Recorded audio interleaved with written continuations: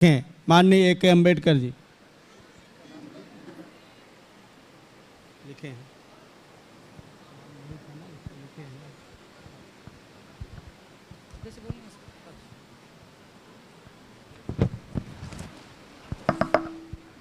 साथियों,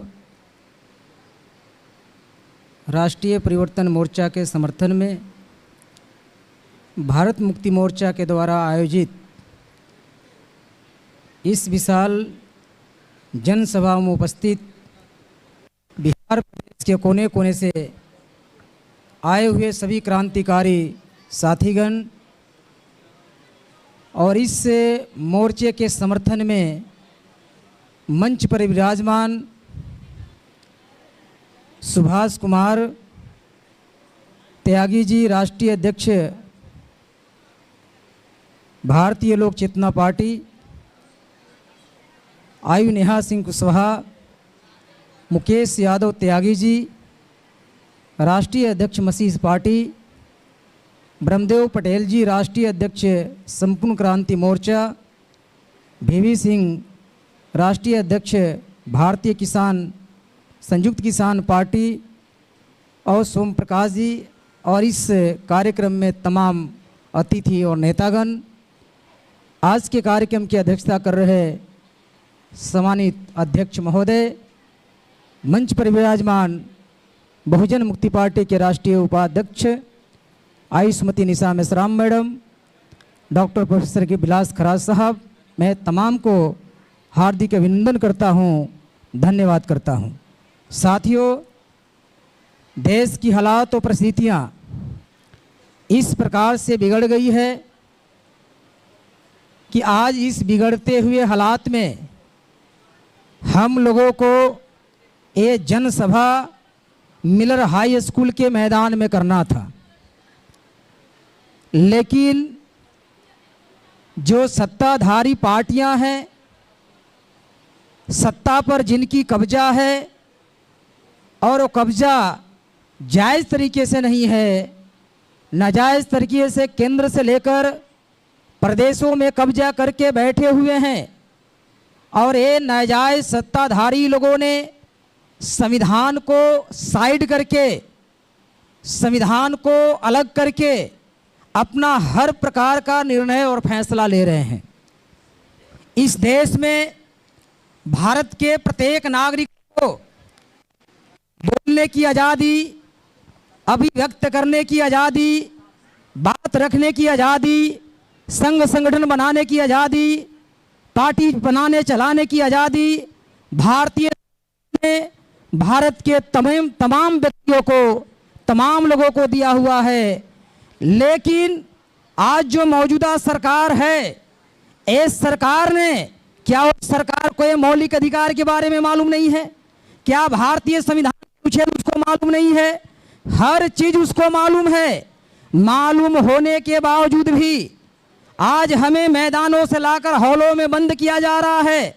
आप इसे अंदाजा लगा सकते हैं कि देश में लोकतंत्र है, और लोकतंत्र में आपको स्वतंत्र तरीके से आम जनता के सामने अपनी बात को रखने के अधिकार नहीं है। इससे भी और बुरी हालत होनी चाहिए, इससे भी और ज्यादा संकट होना चाहिए, इससे भी और तहस नहस ज्यादा होना चाहिए। साथियों, इसलिए मैं बता रहा हूं कि देश की हालात और परिस्थितियां इतनी बिगाड़ी जा चुकी है, इतनी बिगाड़ी जा रही है, और बिगाड़ने की काम जो सत्ता में बैठने वाले सत्ताधारी लोग हैं और नाजायज तरीके से सत्ता पर कब्जा किए हुए लोग हैं, यही लोग बैठे हुए हैं। साथियों, आज इस देश में डॉक्टर बाबा साहब अम्बेडकर के माध्यम से भारतीय संविधान के द्वारा भारत के प्रत्येक व्यक्ति को वोट देने का अधिकार मिला, वोट के अधिकार से राजा बनने के अधिकार मिला, शासक बनने के अधिकार मिला, शासक बनाने की अधिकार मिली। 26 जनवरी 1950 के पहले हमें शासक बनने के अधिकार नहीं था, राजा बनने के अधिकार नहीं था। 26 जनवरी 1950 के पहले राजा वही हो सकते थे, शासक वही हो सकते थे। राजा बनने की दो तरीका होता था, दो तरीका से राजा बनते थे। पहली तरीका था जिनके पास तोप, तलवार, हाथी, घोड़ा, सेना, सैनिक, सिपाही होता था, युद्ध में लड़ते थे और युद्ध जीतने के बाद राजा बन जाते थे। दूसरी तरीका राजा बनने के था, एक बार राजा के घर में पैदा ले लो, बार बार आजीवन राजा वही बनेगा, अर्थात राजा का बेटा ही राजा बनेगा। ये दोनों तरीके में हमारा मूल निवासी बहुजन समाज के लोग दोनों तरीके से बाहर थे। इसकी लड़ाई डॉक्टर बाबा साहब अम्बेडकर ने लड़ी और 34 साल तक लगातार लड़ाई लड़ी। लड़ने के बाद परिणाम निकला और वो परिणाम 26 जनवरी 1950 को भारतीय संविधान के तहत निकाली गई और भारतीय संविधान के तहत मिला और शासक बनने और बनाने के अधिकार हमें प्राप्त हुई। लेकिन साथियों, जब हम लोग शासक बनने के दिशा में पहल किए, शासक बनने के दिशा में पहल होने लगी और पहल जारी हुई मान्यवर काशीराम साहब के माध्यम से, वोट हमारा राज तुम्हारा नहीं चलेगा, नहीं चलेगा, जिसकी संख्या जितनी भारी उसकी उतनी हिस्सेदारी, आरक्षण से लेंगे एसपीडीएम, वोट से लेंगे सीएमपीएम, चलेगी हाथी उड़ेगी धूल, ना रहेगी पंजा ना रहेगी फूल। साथ ही जो नारा लगने लगे, ये नारा ही नहीं, नारा हकीकत में तब्दील हो गया। इसलिए मूल निवासी बहुजनों को शासक बनने से कैसे रोका जाए, शासक बनने से रोकने के लिए पहले लाठी डंडा गोली बंदूक के आधार पर रोका जाता था, आज नहीं रोका जा सकता है।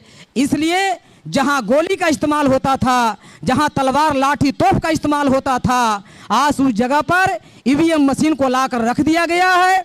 आज वो ईवीएम मशीन हम मूल निवासी बहुजन समाज के लोगों को शासक बनने से वंचित कर रहे हैं, शासक बनाने के अधिकार से वंचित कर रहे हैं। आप नहीं शासक बन सकते हैं और नहीं शासक चुन सकते हैं, ये दोनों अधिकारों से वंचित किया जा रहा है।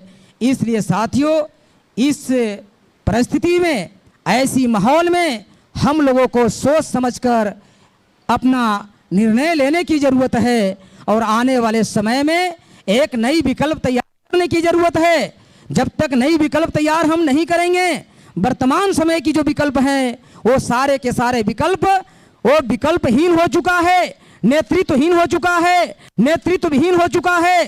शासक जाति को आधार बनाकर वो राजनीति में आ रहे हैं, शासक जातियों को आधार बनाकर वो चुनाव क्षेत्र में आते हैं, आने की काम करते हैं। ऐसी परिस्थिति में अगर हम लोग इस देश का हुक्मरान बनना चाहते हैं, शासक बनना चाहते हैं, राजा बनना चाहते हैं, तो हम लोगों को अपने एक विकल्प तैयार करके हम लोग को आगे आना होगा, तभी जाकर हम लोग कुछ करने लायक हो सकते हैं, साथियों नहीं हो सकते हैं।